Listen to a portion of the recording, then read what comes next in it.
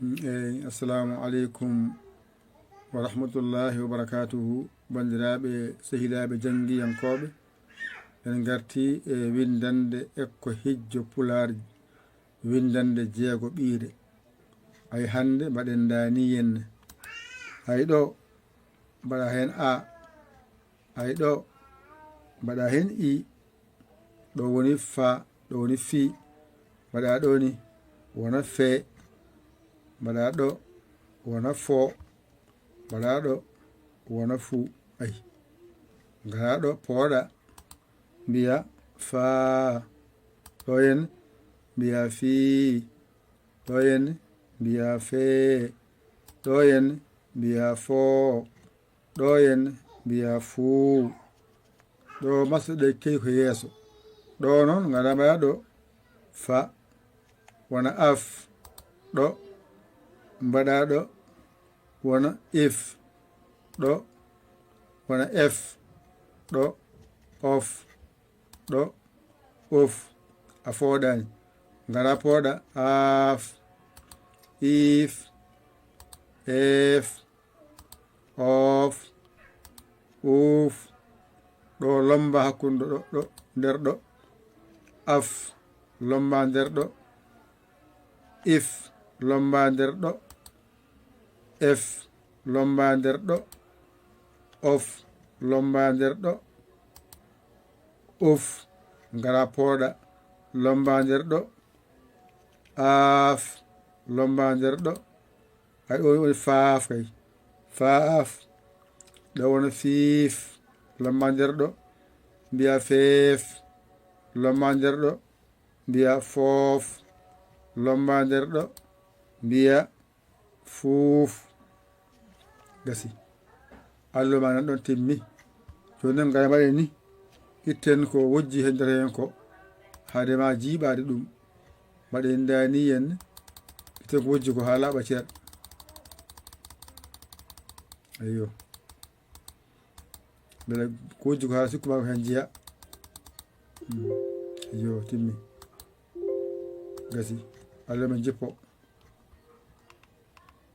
ha fota e meɗen ɗoen ni. On saha noon alluwal faa ko ni jangirte, tawde noon kadi en gandi ene kalanama, ene kaltanama hankkadi ɗo mbiyeten ko fa, fi, fe, ɗo woni fa, ɗo woni fa o, ɗo woni fa, ɗo woni fi, ɗo woni fe, ɗo woni fo, ɗo woni fu, ɗo woni faa, ɗo woni fii, ɗo woni fee, ɗo woni foo, ɗo woni fuu. Gasi joni noon ɗo af, ɗo if, ɗo f, ɗo of, ɗo uf. Gasi ngara pooɗa af,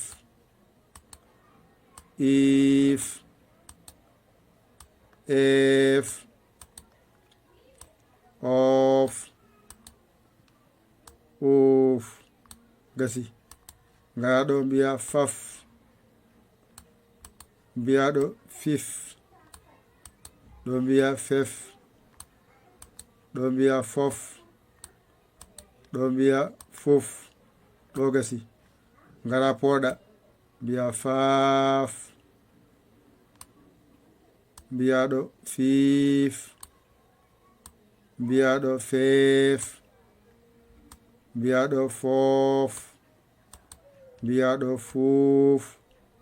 Gasi windande men faa ko ɗi ni foti: fa, fi, fe, fo, fo.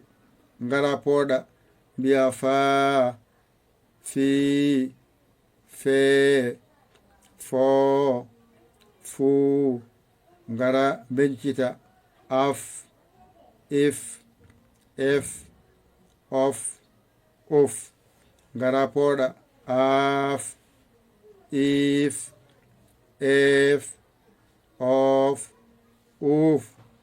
Ngara lomba faf, fif, fef, fof, fuf. Ngara pooɗa faaf, fiif, feef, foof, fuuf. Windande ekko hijjo Pulaar windande jeegom ɗo haaɗi. ƴette kuɗi mon e karneji mon mbaji ɗo jangon ɗigga. On koola koye mon ƴeewon bawɗo ɗakkoɗon sara makko o haala noon o holla on jiyon laawol. walno ɗon 00221 77 906 14 81 mbaɗa yaya li jiya WhatsApp o caggiri ma. walla an jiɗɗo nadde hen janngude hen ngara kalɗa sarɗeji ɗi aɗa belma janga joɓa janguineɗa mbawa an jeeyi jangde. Wassalam. ko musidɗo mon guiɗo mo saabu Allah Yaya Ly Kolo Sénégal. alhamdulillahi rabbil alamina. on jarama. wassalam.